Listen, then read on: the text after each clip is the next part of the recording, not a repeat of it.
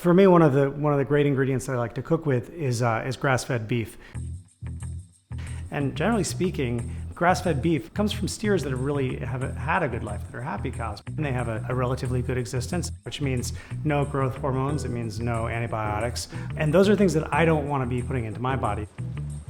For me, what I eat really is a huge factor in how I feel. I have rheumatoid arthritis, which is an inflammatory disease, and when I eat well, and I eat things like grass-fed beef, I feel better. I feel much better.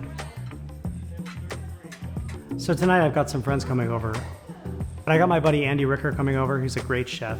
And my wife Lynn's gonna join us. And my cousin Evan, who's just starting medical school here in New York. Also, I've got Julie and Anoop who are working with me in the restaurant. They're gonna be helping me out.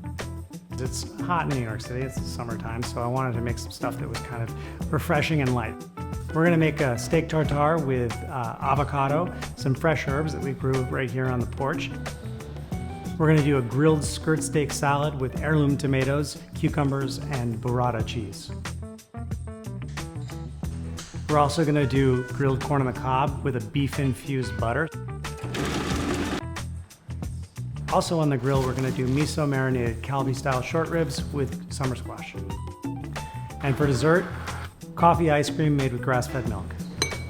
I created the recipes for these cuts of beef, primarily because they're all recipes that really work well with very lean cuts. You want more of just a clean beef flavor. When I'm choosing ingredients and choosing what to cook with, I'm always conscientious of what the impact is going to be on my health and how I feel.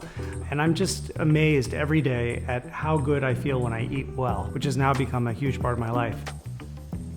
I've turned my health around like 1,000%. Since May, I've been feeling better than I've felt in 10 years. Wow. A huge part of it is like no gluten, no sugar, really. It's really not a product of eating fatty foods, it's a product of eating the wrong fatty foods. It's almost like I was eating all the wrong things. I think what's now even more challenging is like even the things that we had previously thought actually were good for us are not even that good for us. One of the major criticisms about grass-fed meat is that it's simply not quite as fatty as conventionally raised meat. And the reality is that's true. But for the most part, you know, you can get really good quality grass-fed beef, and the nutritional value of it far outweighs, for me, the importance of the flavor value. I mean, it still is really tasty, and the fact that it's like very good for you. It's got a markedly different taste than lot, for sure. Like It's grassier. A little gamier. which I think some people don't really appreciate as much.